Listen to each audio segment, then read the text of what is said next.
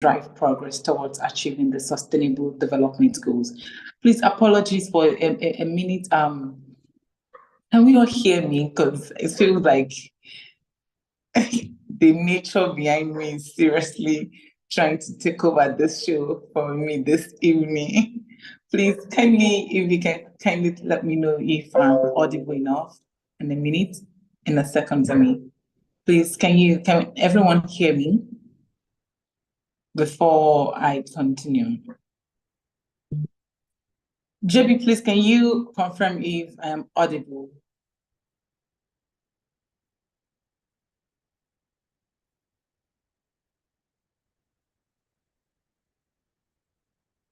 Yes, you are audible. You can continue. Okay, thank you so much. Thank you for that confirmation. So, as we all know, the SDGs are a universal call to action to end poverty, protect the planet, and to ensure that all people enjoy peace and prosperity by 2030. So, achieving this ambitious goals requires strong partnership across government, private sectors, civil societies, individuals, non-government organizations. So, today's session is going to be highlighting the critical roles that effective partnership plays in the global endeavor and how we can make how effective partnership towards the advancement of SDGs. So, just like every other month, I am honored to have two distinguished speakers with us this evening. We will be sharing it's going to be like a kind of a conversation as we do it regularly every month. But then they're going to be sharing with us their experience, their insights on how we can make this happen. And I'm sure that everyone has their pen, which is important, and a paper to jot down, because whatever we grab here, we want to ensure that it is impactful. But before we delve into the questions and we delve into the proper program, I would love to firstly introduce our speakers, our panelists, and share their profile with you. So firstly, I have Mr. Isaiah Owolabi, who is the co-founder and the project director at HC Health Initiative. Isaiah is a passionate advocate for gender equality and youth development, and with his extensive work in community health programs and youth empowerment initiative, he has been instrumental in driving impactful projects that aligns with the SDGs. And also joining Mr. Isaiah is Krista Chibu, the founder and executive director of Irede Foundation. Krista is a dedicated leader in the field of disability advocacy and support, empowering children with limb loss and their families. Our work focuses on inclusive education, healthcare, and community engagement, demonstrating the power of partnership in creating inclusive society. So together, Isaiah and Krista will be bringing a wealth of knowledge and practical experience that will undoubtedly enrich our discussion today. So let me say this, please feel free to submit your questions through the chat function at any time during the function, so we can get your question across to the speakers. It's a great pleasure to have you join us, Mr. Isaiah. I think I've met you once, and also Madam Irede. I remember I met you at the CG event organized by Project Enable Africa. That was me second, and she was such it was such a nice, it was a great privilege to meet you in person then. So, and here we are to discuss on the effective partnership towards the advancement of SDGs. Because one of our speakers will be leaving early because he has another engagement in person of Mr. Isaiah. So I will be starting my question with him. Hello, Mr. Isaiah, please can you kindly unmute your microphone and say hello? Hello, good evening. How are you? Good evening, sir. Please, it will be a great privilege for us to see your face as well. If you can switch on your video. Sure. Good evening, Sam. It's nice to have you join us, Sam.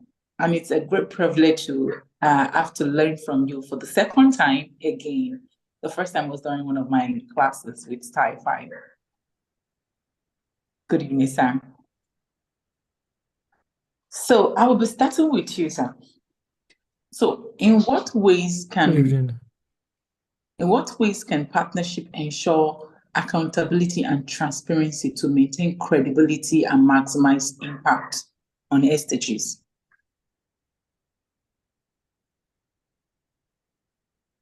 Okay, thank you very much for the question. If I hear you clearly, because it looks as if you were breaking, or maybe it's my network. Can you hear me? I can hear you, sir. Okay, so you had said in what way can partnership drive accountability and transparency, right? Yes, sir.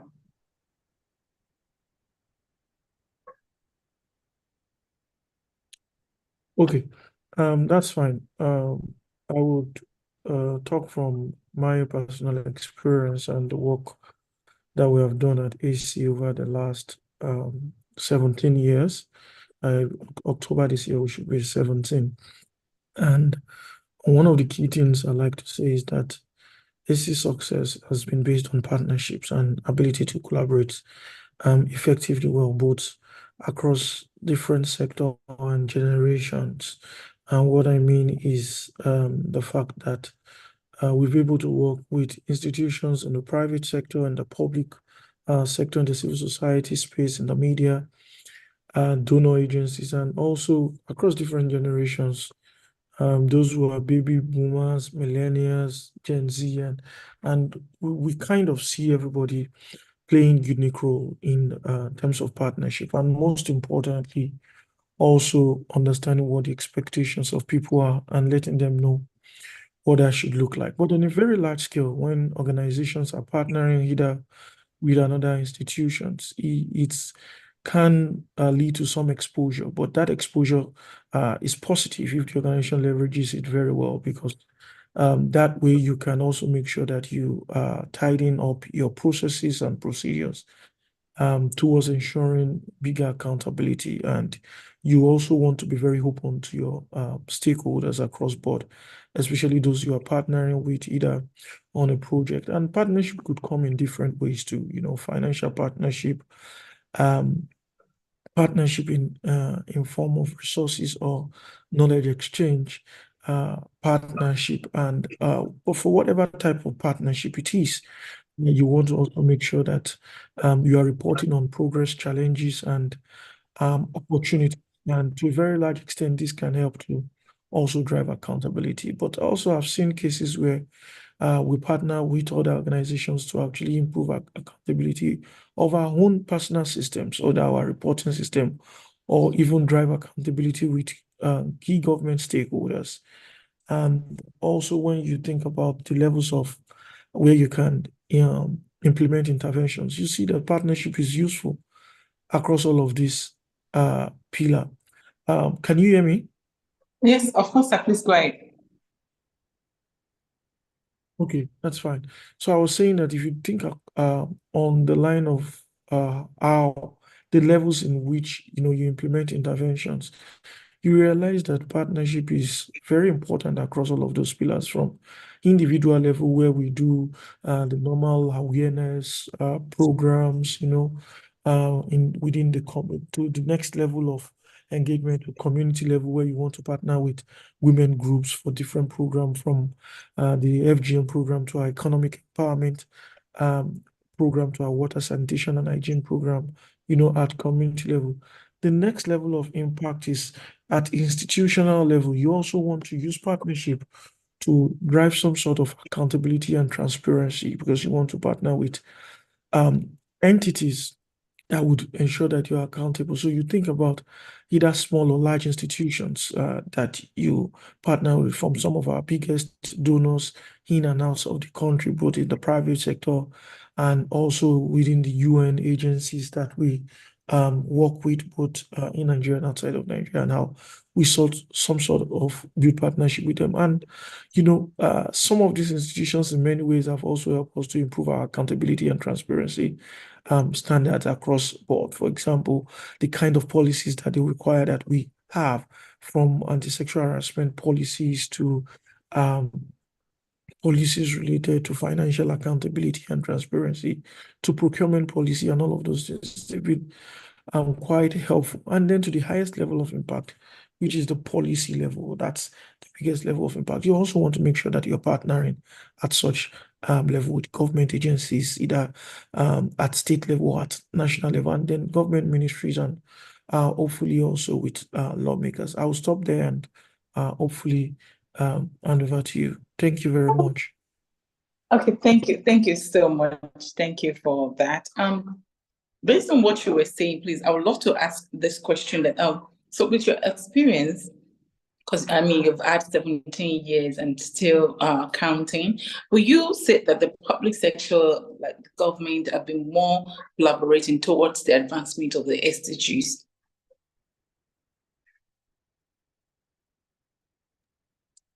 Well, government may not be where we all want them to be in terms of collaboration on the SDGs, but I think they have made significant progress, which means they were not where they used to be. And you could see a lot of intentionality even at the highest level. So, for example, within the presidency, there is an office for a senior special advisor on SDG. And if you look at even at state level, that happens with governor. And that's one sort of intentionality that you want at government level. That's a start.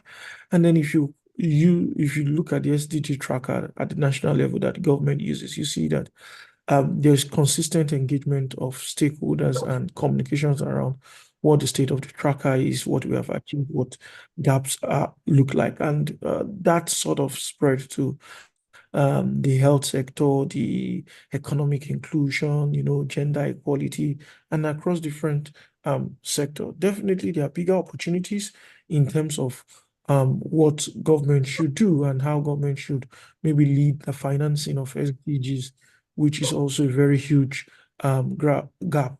And for many African countries or developing countries globally who are far behind in terms of delivering on the Sustainable Development Goal, you see the challenge of governance and coordination within the government also in terms of accelerating the impact of interventions focused on achieving the Sustainable Development Goal. But within all of these, I would still say there are big opportunities, for the government to still scale the kind of interventions that they do, or improve the strategic approach to some of these interventions. Like they say, the largest room in the world is the room for improvement. So there's still big opportunity for government to improve if we must deliver on the promise of the Sustainable Development Goal. Of course, I agree with you. Yeah, of course, I agree with you. Before I move on with you, allow me to quickly get to Madam Krista first. I'll be back with you shortly. So, Madam Krista Chibu, it's nice to have you join us, ma'am. Please, can you unmute your microphone and let's see your beautiful face, ma'am.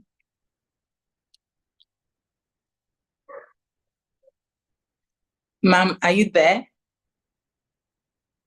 Oh, can you hear me now? Yes, I can hear you. It's Awesome. a great pleasure to see your face again. I said same here, Janet, and it's good to be on the show. And so quickly, can you tell us how partnership between the government and NGOs and the private sectors has been able to address the interconnected nature of the SDGs and promote holistic solutions? The first thing that comes to mind, and very much thank you, Mr. Owolabi. I agree with a couple of things that you've said. Also is really looking at how we've had different programs that have engaged the government, nonprofit, and also looking at the private sector. Knowing first that it's not what one of the entities can do alone. So achieving the SDGs is not what the nonprofit sector can do alone, or what government can do by themselves, or even private sector. Hence why the tripartite connect is critical to really achieving. So on one of our projects that we ran, which has to do with inclusive education, interestingly funded by the private sector, however, needed to be delivered in government schools to ensure that we have more reach and be able to change the curriculum and really see how we institutionalize inclusive education. So first we got the funding from the private sector, and then we had to engage government, because for us to go into government schools, you need to have the connect with SUBEB, you need to have the connect with different agencies that basically work with the children. And of course, who were coming in as a non-profit partner to make this happen. So if you ask me again, it's first establishing that we cannot all do it in silos. You need the three legs of the relationship to really make it work and see how you can bring it to bear. And without this, I mean, the goal for the SDGs in the next, now we're in 2024, in the next 6 years is almost impossible if you try to work in silos, because we're talking of SDGs and looking at 2030. So pretty much this partnership is needed for us to be able to deliver, whether it's that we're talking of quality education, SDG 4, or we're talking of, equality, or we're talking of gender, or we're talking of decent work. It's important that these three entities do come together to make it happen. And it might be that one is providing funding, like in our case, or one is providing the collaboration that comes with ensuring that the right policies are in place, and then another is actually doing the implementation work. But whatever it is, it's understanding that we cannot do it in silos. Yeah, so based on what you're saying now, so there are cases whereby you want to have some projects in some schools, just like, let's say some schools or some public institutions, and then you're thinking of, okay, let me just write to this particular institution that I'm coming for a project, but then they tell you to firstly send a letter to someone to sign first in this ministry, in that ministry, or something.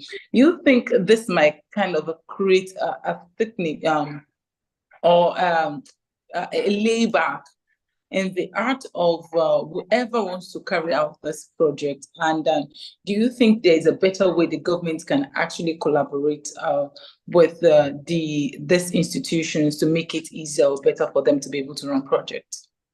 Okay, so one of the things that I've told myself as I was coming on this talk show was, I'm going to make it as simple as possible. And so when you think of the relationship that we have either with government or even with the private sector, I think a lot of times we're not thinking of the partnership as a partnership. We literally just believe that I should write a letter and I should get a response. But in life, relationships are mutual. You get what you give. So you don't wait until when you need to execute a project before you start engaging with your government. So in our case, for instance, one of the key things we do on an annual basis is that we share our annual report with every stakeholder. And government is included in that state. So every agency that has to do with children, every agency that has to do with disability, whether it's in the state we are working in or out of the state that we're working in, we're sharing our reports with you. Pretty much what that does is it starts creating top of mind awareness. So by the time you're writing a letter, because the people that work in government are not robots, they're human beings. So first, even though you're reaching out to government, you're reaching out to the human beings that work in government. So it makes it easier for when you send in, your request, for you to get a response. Because they are not all there to just sit down and wait for your request to come. They also have their JDs, the things that they really want to achieve. And if you say it's a collaboration, then I think in driving partnerships, we need to do a little bit better as non-profit or even as private sector to carry government along. Does that mean that government does not have what they can do better? No, that's not what I am saying. I think that also we need to equip those that work in government to be able to respond and be agile when they are getting back to people when you reach out to them. When you think of government, there seems to be like a bureaucracy of, you just submit your letters, it sits down there for a very long time before you start getting responses. However, to be fair, I think in the last 4 to 5 years, there's been a lot of, it's been better. You have a lot of SSAs that are, more equipped to get back to you very quickly on what it is that you're working on. But I think overall, if we have to think of it in terms of the conversation that we're having today, which is on partnerships, we can do a lot better. We can build those relationships better. And the way we do that is not to wait for when we need help or when we need collaborations from governments or even from private sector or other non-profits before we respond. But we, continue to build these relationships to the point where when I hear the name of the organization, it's easier for me to engage versus it's just when you have a need. But for government, they will need to understand also that there will be people that are new in the sector that have not, related with them before. And so also do the bit of their job of just, acting when they have documents on their table. And I think that's how we can build these relationships and make it better.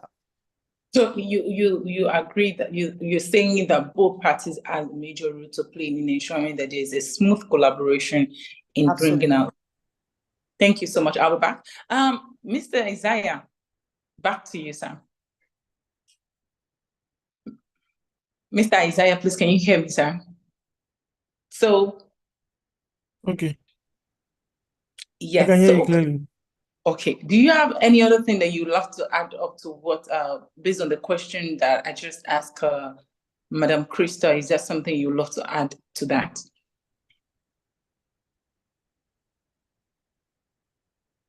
Well, maybe a little, but I think she said it all because I know a lot of people like to demonize the government, but I like the fact that she said that government are humans. Technically, the reason why we don't have any perfect institutions anywhere in the world is because institutions are made up of humans and there are no perfect humans anyway. So it's important that we understand that, first of all. It's also important to realize that genuinely there are no independent human beings. We are all interdependent beings. So to that extent, partnership is key. Nobody can do it all, and you need to understand the role that you play in the partnership. Also, understanding the bureaucracy that comes with each agency that you are working with, either government, private sector, civil society, or any other institution, the academics that you may be working with. It's important to understand what the dynamics look like, what you can get from an institution, the institution you can ask money from, the institution you can just ask for resources in form of space or just branding of their name to show the integrity of the work that you're doing. But what's also important for partnership to thrive is alignment. For two people to be able to work together effectively and two institutions, there has to be some alignment in terms of your strategic plan, in terms of your strategic goal and what you want to achieve. So you have to think about that. Even if you're a small non-profit or a very big non-profit, you have to think about this type of alignment at the lowest level, at the highest level. How does it align with the strategy of this government, of this private organization, that's always very, very key. And when your goal or purpose doesn't align, you don't need to force on partnership. You can partner with all institutions in the world, and you can partner with every type of organizations. You need to understand the type. The other thing is, a lot of times when we think about partnership, the fact that partnership is working or not working, we tend to look outside and say, oh, maybe they're not welcoming, or maybe they're not doing things right, or maybe they're. But you also, it's important that you look internally. You need to look at your processes, you need to look at your presentation, you need to look at your brand, everything that relates to you. You need to look at your charters, make sure that there is also a standard of excellence that you maintain, because institutions also who do the smallest form of research or inquiry about you to make sure that you are a genuine institution, or you are an institution that they should work with. So it's important to also consider this your internal structures, and make sure that you have things that are okay. You have the right documents in place before you initiate certain level of partnership. That's very, very key. But overall, I would always say that competition is outdated. Even within the private sector, they keep emphasizing it. Collaboration is the new way to compete. So either we like it or not, one of the best way to deliver on the promise of leaving no one behind is to collaborate. It has non-profit, big organization, institutions between the organization or intersector collaboration. It's one of the big things that we need to do. I'm sorry, like I mentioned earlier, I have to run to another call, but thank you so much for having me here. I've enjoyed the Thank you conversation. so much. Thank you so much. Even though I would have loved to steal you for another 2 minutes for a quick question, but then I understand that you have to go, and I kind of get it. But would have really loved it to have you join us for a few more minutes. But I understand. So thank you so much for joining, and thank you for sharing such a beautiful insight to us. Thank you so much. We really appreciate it. Do enjoy your evening, sir. So now it is now with Madam Krista. I'm back to you. So I am back to you, and I'm not living here anymore. It's just me and you now. So in all of this, what role can educational institutions and research organizations play in fostering the innovative partnership to address SDG challenges? Because we think that also part of it is that, do you think the educational institutions are actually doing enough collaboration in seeing this come to play? Do I think? Okay, so my personal opinion, I do not think so. In fact, I think that when it even comes to the awareness creation and the sensitization that needs to happen on the SDG, the knowledge that is available out there is very minimal. And so, though people are doing a lot of work in the areas of the SDGs, they do not know how to align. So we have an office, nationally on SDGs. Almost every state have, SSAs that are committed to the SDGs. However, it's not institutionalized such that, we know how to fuse it into the work that we do. And I think that that's where the gap on education comes to play. And so that's why the work that organizations such as yours are doing to create a lot of awareness on the SDGs is really what is critical. I like very much what Isaiah talked about when he talked about that the new way to compete is actually to collaborate. So I'm thinking that one of the huge work that we have to do is to see how to come together to enhance the work that is being done in the educational sector in terms of, really creating awareness and teachings and learnings on the SDGs such that people can now begin to live it literally. Because the SDGs, even though we've been in here for a very long time, looks like it's still like, is their thing. It looks almost like the SDGs, what they talk about. In fact, is what the non-profit space talks about. You begin to see a lot of work, most recently, in the private sector, and they're linking their work also to the SDGs. But I think the SDGs should be taught from like when you're in primary school, kind of it's somewhere in the curriculum, and a 6-year-old and a 10-year-old really understands it, and they grow with it, and they increase in knowledge in it such that by the time they're in the workforce, they really see the element of each of the things that we're talking about in the SDGs and how it relates to them. So I think that's a lot of work that we need to do. So much research has happened, so much conversation is happening, but all of the conversations are happening in silos. I think it's time to bring it all together and see how we we can take it further. That is really right, and 100. And moving forward, what strategies can be employed to foster trust? See, one of the things about collaboration is trust. Like, you want to engage an organization, want to engage a sister organization, let's come together, let's do this, let's partner together. I have this idea, and I think that we can make this thing work if we do it together. Because I feel like when more organizations partner together, the impact is more massive than if it is just one person that is doing it. But how can we foster and build trust and collaboration among these diverse stakeholders in the SDG focused partnerships? I'd say the first thing is accountability, self-accountability. So yes, we're trying to partner with other people, but you first need to be accountable to yourself. And I imagine that I'm talking to people in either in civil society or government or even in the private sector. If you're civil society, be as open as, accountability in terms of having a website, doing your audits and all of that. It's accountability.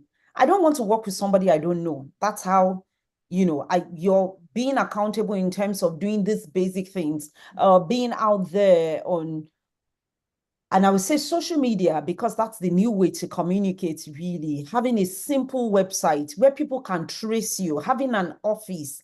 It's just, again, I said I would make it very simple. Think of it when you are in a relationship with somebody. You don't know where the person lives. You don't know the primary school that they went to. You don't know their parents. You almost feel like, I can't get married to this person. And that's what, working together and partnering is. It's almost like an amalgamation of organizations coming together, being fused together. And, when you come together in this consortium or whatever it is, trying to work together, it's a marriage. That's exactly what it is. But for that to happen, you need to first be self-accountable and be open. So you build that partnership relationship. In terms of government, we're asking for accountability from just imagine, for instance, that your local government publishes how much they get and what they have done with it. You easily think that I can work with this local government chairman because I know what they are doing. I think some organizations do it. You will see banks every quarter, even though it's the regulator that is making them do it, they will publish their books and you can practically see their state and what it is that they are doing. They're out there. So it's first self-accountability. I think what it does is it fosters your wanting to, he actually says, I'm ready for partnership. I'm ready for collaborations. I'm ready not to work alone. I'm ready to do something bigger. I think that's the first thing. The second thing, after self-accountability, will now be mutual accountability. Working together. And I'm just going to put it, all around accountability. So different organizations looking out, for instance, I could say I want to be accountable to Project Enable. So I remember there was a peer-to-peer relationship thing that was put in place by the Nigerian network of NGOs once, where different organizations, we were paired together for us to be accountable to one another. So I can really point out and say, oh, there's this thing that you could do better. We are already doing it. We know how to, we have an auditor. We believe that if we talk to our auditor, normally he will give you a discount just because you are coming from us. So that way you are able to do it. Oh, can we pair together to ensure that your website is working? That kind of thing happened. So it's mutual accountability one to another, then you can work together. Then I think you need the regulator. In everything that we do, we need regulators to keep us in check and be sure. And I think across different the different groups, whether it's government, whether it's civil society, whether it's the private sector, there are different regulators. So for instance, when you design something and you have a product that you want to launch into the market, there is some that is supposed to do, that is supposed to accredit you and make sure there is NAFDAC in case it's, something that is consumable. So all of these things are important. So it will be accountability on those 3 levels. First, which is your self-accountability, and then your mutual one, and the one that is done by the regulators. I think if these things are in place, then it starts giving us a fair base to start building partnerships. Yes, thank you. Thank you so And much. I don't want to go through the routes of, we say structure, systems, processes. That's all that we say, right? And that's where that accountability comes in, because this structures is having those key things that need to be in place. So I love the way you put it and the direction that you're going. So let me follow the same direction that you're going. For a young leader that is just coming into the system, that is new and that is very, very passionate, how do you think the person can go about it? And now you're young, you're just coming in, you want to partner with a big organization or something on your project or on your idea. But I've heard cases whereby some feels that though they still the glory, they outshine them or something. Partnering in SDGs, should it be based on who takes the glory? I won't say it's about who takes the glory, and that's probably where structures come in. If you're going to partner with anybody at all, whether the person is your friend, the person is and whatever it is, there needs to be memorandum of understanding that clearly calls out who is going to do what, so all of the and that's why it's an understanding. All of the questions that you have, do I feel like you're going to cheat me and you're not going, because you are a bigger person, for instance, or a bigger organization, I'm not going to be ahead of, then we want to then it's something I bring to the table and have a conversation and say, what, maybe I want for every place where this conversation will be had and it's put out there, our logos will be out there so people can see the work that we're doing. So all of those things need to be written in an MOU that is signed off by the different parties. The key thing also to happen when you're working on a project or a collaboration or a partnership with any organization is that you also have periodic reportings and reviews. So if you're reviewing on a monthly or quarterly basis, depending on how long this project is for, you'll be able to say, we agree though that you guys are the ones doing the reporting and you're supposed to be putting out a logo. We saw a post. It's not quarrel or fight. You understand? And it's talked about. Isaiah said something which I think is really fantastic. It talked about points of alignment. Usually, I think that what happens is people come into collaborations with people that there's really no point of alignment. And so one organization is feeling like, this other one is trying to feed off me.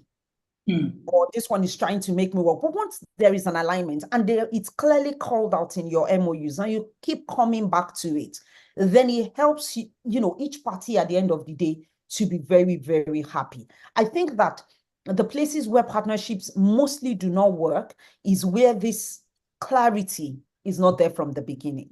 Does it mean that some relationships or some partnerships don't go wrong? Partnerships still go wrong. And when it does go wrong, I think for me, what I have done in cases where I've had partnerships that have gone wrong is to sit down and be very objective, to do a review also afterwards. What worked? What did not work? What can I do better? And then when I'm going into another partnership, I make it very clear as to what needs to happen. So I give you a case in point of something that happened to my organization recently. We have a funder that came up to say, oh, you guys do educational scholarships, and we would like to be a part of the educational scholarships. And, we told them what it's going to take and blah, blah, blah. And they said, whatever. And I remember getting into a meeting with them because eventually when we started, the conversation looked like we were talking to an individual. Then it became that we were talking to an organization. Immediately it became a conversation with the organization. I asked for an MOU. And I said, and it looked like, they wanted to do it with so much urgency.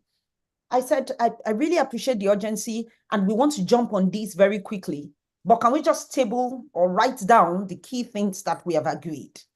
And between you and I, we are still in the process of the MOU currently, because we then drafted the MOU and Is then where the we problem starts from? draft to them, and they've edited. Oh, it's almost like they have rewritten everything. I'm excited about it because I think once we sign off on this MOU, we're going to have a very happy, we will be happy to do the execution. And I think they will be excited to do the funding. We know how we've agreed on who is going to be putting what out there, logos that will be out there on it, how it's supposed to work. We can't post anything without sharing with you and getting your feedback. It almost feels like it slows you down, but it makes everybody happy at the end of the day. By the time we're done after 1 year and we're reviewing, we also agreed to review monthly. We've already blocked everybody's calendar as to when we review on a monthly basis. We've also agreed if we know that there is nothing to review, there's no need to come on the call. We will cancel that call before that time. We will do this review. So I think that also as younger organizations, as we are coming up, and I say we because I feel like if I even look at my own organization in relation to some funders, we are a very young organization. As we are coming up, is that we keep taking these learnings and we keep learning from it. I have had somebody also, another organization that has signed MOU, and they went back on everything that they have signed. So like I said, what I do is I sit back, I ask myself, what can I do differently? What is my learning from this? And I think that that's important. So as we put in the structures, have points of alignment, I think as young organizations, we'll be fine. We also need to ask ourselves, and that's the point of the MOU, what do I want to get out of this partnership? You need to be very clear and be as selfish as possible with yourself. This is what I want to get. So you bring it to the table when you're having conversations. If the other organization is uncomfortable with it, they say, oh, we're uncomfortable. You talk about it, you agree. Whatever it is that is agreed goes into the MOU.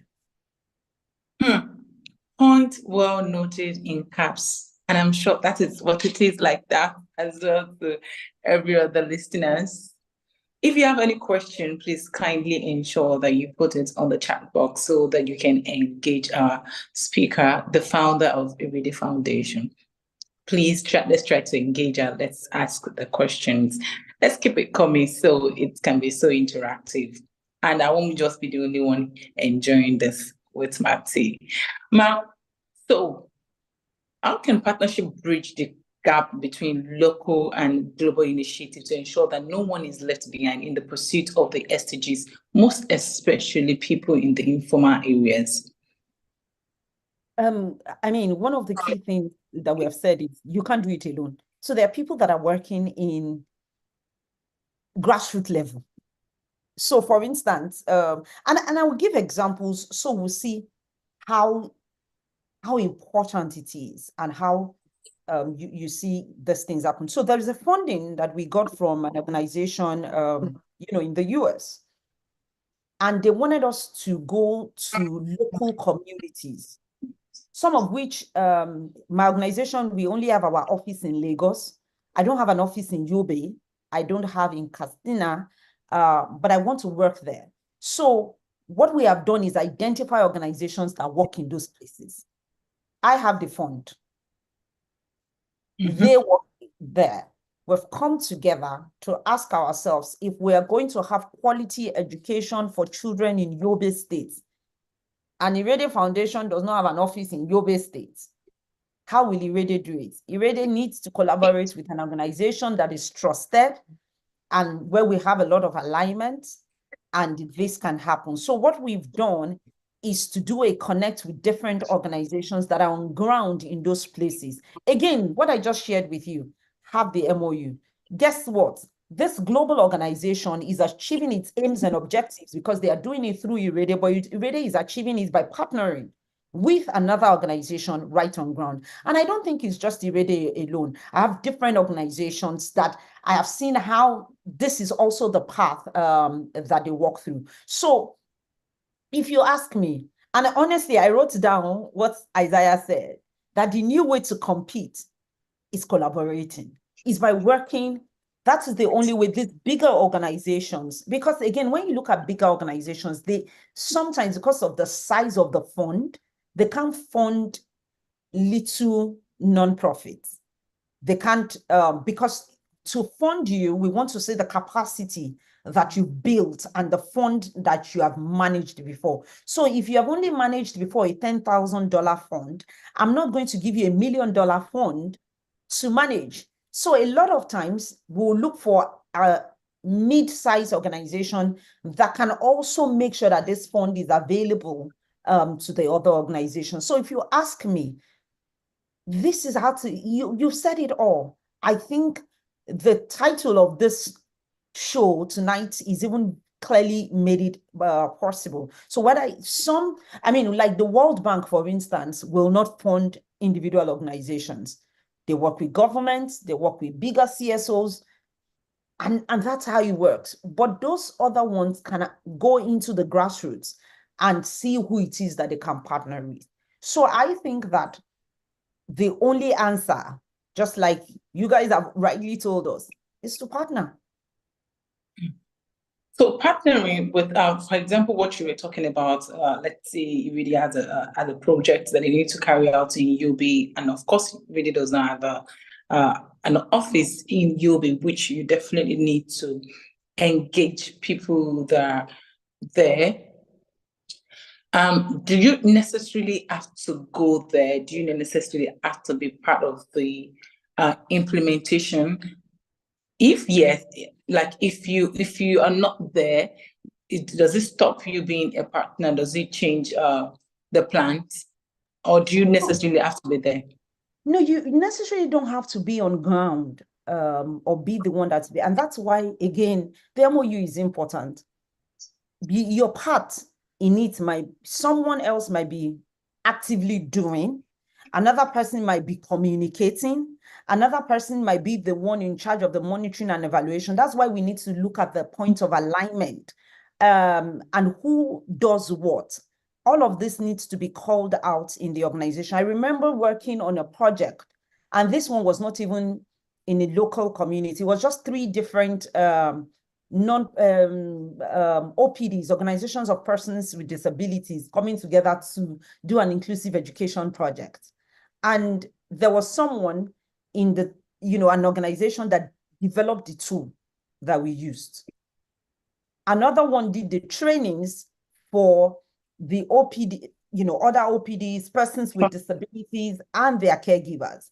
The work that Irede only did in that project was, we were so strong with social media and communications. We were in charge of the traditional media and the social media of the work, making sure that there was great communication on the work that we were doing. But after we had shared, and those were the 3 activities we were going to work on. After we had shared those 3 things, we agreed, we knew how logos needed to be used, we knew points of where we needed to talk. So I had representatives, because all of this happened in Lagos, that were at each of, so when the toolkit was being deployed, we had somebody from Irede being there. Because if you're not there, for instance, you won't be able to communicate and say, this is the work that we have done, right? We had, when we were doing the training, someone else being a part of the training. And then we executed, flawlessly what it was that we were supposed to do. So when you heard of the initiative with the government, we made sure that we had a letterhead that had everybody's logo based on what it was that we agreed, in that conversation. But if it were happening in one local government somewhere and we were not supposed to be there, there has to be a way that the reporting will be done such that you can know exactly what it is that is going to be happening in that place. So to your question, do I have to be physically present? Maybe not, but very clearly, each person knowing what it is that they're doing in that organization and knowing how to communicate. Because if we're to go for a meeting and there's only one representative we can have in that meeting, we're sure that Janet is representing every one of us in this forum, and she will go there and not say, I am Janet. She will say, we're a coalition that is delivering XYZ. So we need to be sure that that's going to happen. And once that is happening, I don't have to be, Crystal does not need to be in the room again, because we know that Janet is representing the coalition. So how then can we cultivate a successful partnership in advancing the SDGs? the first thing that comes to me is communicate, communicate, communicate. Talk, talk, talk, talk, talk, talk, talk, talk about it. Because the honest truth is, when we have successful partnerships, we should talk about it. Point. Sure. We talk about it when it's not successful. And, I went into something and did something with Janet, and Janet didn't keep her part, and blah, blah, blah, blah, and that's. So what is out there is that collaborations don't work. But when it is working also, can we just say it's working? I mean, I've had seamless and lovely partnerships. I've had the ones that have failed. But I think when I think of all the projects that I have done, I've had more partnerships that have worked than those that have failed. So let's talk about partnerships that work. I think that's the first thing. The second thing that I will also say is, especially as we young people that are just upcoming and everything, don't do anything in silos. Look for somebody to work with. And I'm making it very simple. So Adebayo, I'm not sure that I've met him or I know him, but he reached out to me. He has been reaching out to me. This is not the first. So he didn't just reach out to me to say, I need you to come on my show. I think sometimes last year there was a reaching out. So when the person just comes to you again, it almost feels like you know the person, yeah? Mm-hmm. Yes, and yes. then, was it convenient to be on the show? No. In fact, I reached out to him and said, I'm going to come in late. And, and we were able to talk. I'm sure that tomorrow, if I'm inviting him to get something done or we work together on something, it almost feels like it's familiar. So I would say that let's build strategic networks and relationships. Don't stay by yourself in your own circle. This thing of, I can do it. Let me be the one to get the funding. Again, just using Isaiah's words, the new way to compete is collaboration. When Janet and I come together, we can access that 1 million naira fund versus when I am trying to do it by myself. Because there's the strength that she brings to the table. There is the one that I bring to the table. And when we combine it, and the donor is seeing this skill, all they are looking at is these guys can execute. It doesn't matter whose name is. I think, and this is I mean, I'm looking at all the names on the call, mostly Nigerians, but somebody else, but I think it's an African thing. We're just really, my father's name needs to be on it. I think we need to stop that thing. It doesn't have to be it's the SDG, is what it is that we're trying to achieve. It's quality education, it's good health, it's decent work. That should be, our eyes should be on the impact versus my name being on it. Your name will come out at the end of the day. It's impossible for you to do great work and people will not hear about your name. It might take a bit of time, but your work speaks for you, and then, your name comes on it. I worked in the private sector for a bit, just 13 years before I moved into, the nonprofit space. And the organization that I worked for, they did something that was very amazing. You never know them as a company, you know their brands. So you will know the Journey for Change, you will know Out on a Limb, you will know this project that they are running, but you will not know their name. So their brands became so big. And so it's impossible for you not to say, this brand, who makes this brand? In fact, they're like a household name in every category where they played. People will call the name of the, you want to buy something else. The way you say, I want to buy butter. I want to buy Indomie. I want to buy Indomie. And somebody is trying to say, I want to buy noodles by another company. But Indomie is actually for a particular, so everybody calls noodles Indomie. That's exactly what this organization did. And I think that's what we need to start doing with our work. Make our work, our impact work, so glaring that nobody can talk about that work without finding you as a person. So the first thing that I said was, let's talk about partnerships that work. The second thing that I've said is let's network. Let's good network. Don't stay in your own cocoon. And the third one, I said, let's be impact focused versus our name focused. Our name will come out. But if we focus on it, I think that with that, the SDGs, we will achieve it. Partnerships will grow and foster. If I've worked with Janet before, and then Esther needs somebody on a particular thing, I'll say, you know what, have you met Janet before? Janet is great at, partnerships and leading conversations. If you want this project to thrive, you might want to engage with Janet. She's going to help you to achieve this. And that's how it goes.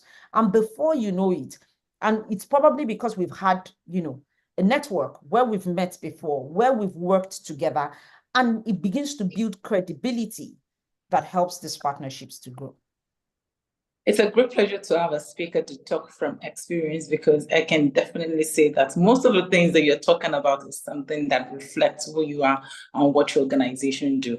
Example is me, your brand name has gone far beyond your name, not just your name, but I can say that. I mean, the first time I met you, I used to think, I've always heard about the Everyday Foundation. I never knew it was going to be, I was expecting the name like your name to be Irede, like Iremidi, something like that. And it's clearly a total different personality, which is something that I think that our young upcoming leaders need to emulate, like ensure that it is impact first before on any partnership that you're going. It should be the impact Janet, first.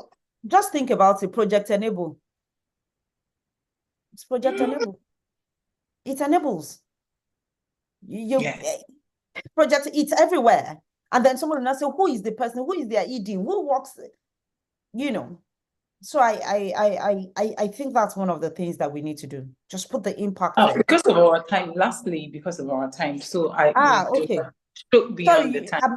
I'm currently not in Nigeria, so I feel like it's day for you. Oh, So that's so why sorry. I'm thinking that you all are. It's 1 a.m. I'll be 1 p.m. for you. So Okay, we have just like a minute, but I'm very sure that yeah. I will be allowed to still extra 2 or 3, 4, 5 minutes of your time to talk about how partnership can promote cross-sectoral collaboration and knowledge exchange to accelerate progress towards the SDGs. We really need to know how we can use partnership to promote this cross-sectoral collaboration. Honestly, I think, Janet, is the same thing that we have been saying. The first one, document. Nobody is a monopoly of knowledge. So the things that you've learned, that you've done, we document it. People, and that's the way to foster it. Because again, honestly, I'm a great fundraiser. I'm not a great programs executor. So when I work with a Janet that executes programs flawlessly, and we document whatever it is, what's going to happen at the end of the day is Janet's organization will learn how to fundraise better.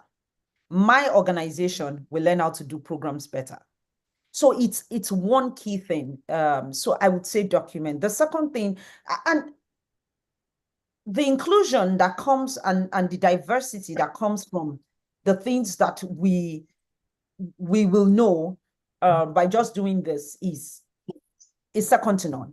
I'm currently on a project with someone that is working in the global rights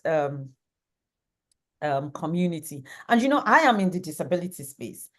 For every time they've had to have a program, they invite us to come and give the disability context or be the filter for them in their organization. You know what happens?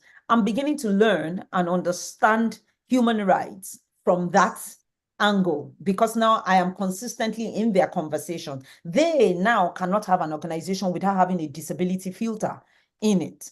So what am I trying to say in essence? If there's no other, if you don't partner, you cannot learn it. I don't know.